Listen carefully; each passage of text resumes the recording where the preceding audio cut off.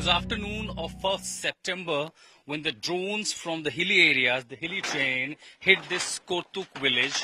And here all you see is the footprint of that violence. When the drone came, they dropped certain bombs that led to killing of 2 people in this village. Nearly 9 of them were injured, later taken to the hospital. And now you see the properties, everything is literally burned down, including several houses. How many drones did you see that day? 3-4 drones. 3 to 4 drones. Drones, yeah. 3-4 drones, they are doing the drones bombing. It is illegal war. I want to say it. Does it the cookie handle our government and in their government? Did you call people from the government or the police for help?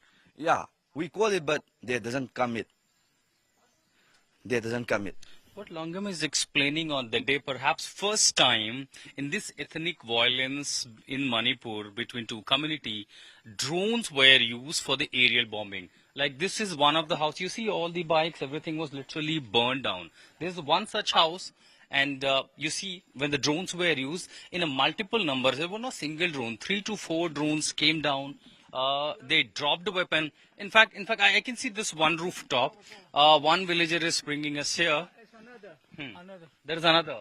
So one, drone which flied through this area dropped one bomb right here, and you can see the roof actually damaged. So the villagers were, of course, they were forced to leave this place for safety and security. All this area is being guarded by the civil defense from the Meitei community, as well as the IRB and, of course, Mani Police and the central agencies, the security agencies.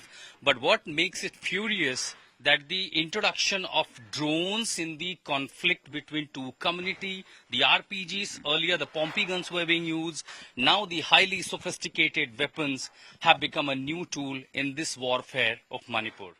As I move further forward in the foothill areas of this West Imphal district in Kutruk village, this was the first house which came under attack of the RPGs. Actually, the RPGs usually were made by the water pipes. That was the Desi country Pompey guns. But later, what we have seen after 1 year now, they have improvised it and it's become a sophisticated long-range RPGs. So one of such RPGs literally fell here, burned down these 3 to 4 houses. All I see only the destruction of this ethnic violence. Images are much concerning and much worrying than what we have seen last year, as now there is a new phenomena that added in the warfare is the sophisticated weapons. So what had happened at this particular place and what was the time? It was around 1 September. It was around 3:45 p.m. This was damaged by the drone bombing. Drone bombing was totally. They also fired rockets and RPGs. RPGs, heavy weapons. They were illegal weapons.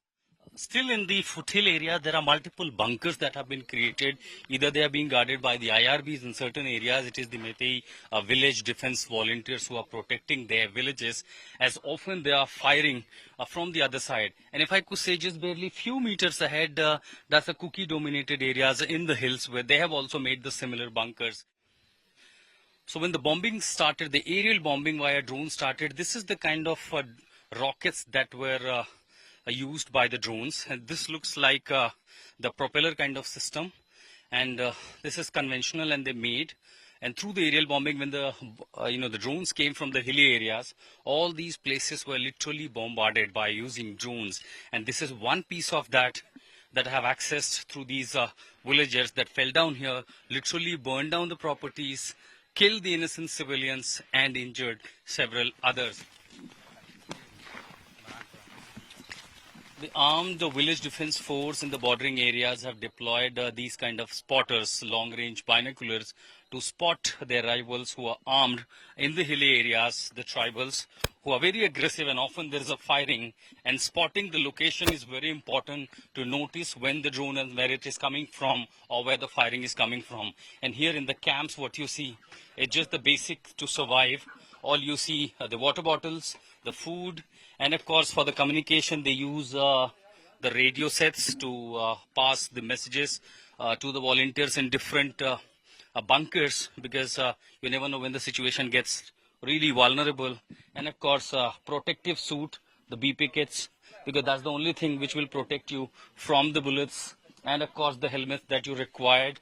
As we go inside the camp, here, this is where they spend night. In fact, the drone on 1st of September dropped a bomb here in the village defense camp. Look at this. Perhaps realizing the location that where these people will be guarding and looking at this is one of such bunker. They dropped one shell in this bunker. At large, there is a compliance by the people. Most of the shops, the institutions, malls, market remain shut down.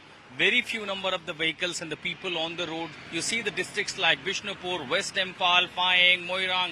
There are constant threat on the people as we have seen aerial bombing. For last 7 days, the situation has been extremely tense. This may have be under control, but it looks like extremely tense across Manipur. In Imphal Valley with Satya, this is Ashutosh Mishra for India Today.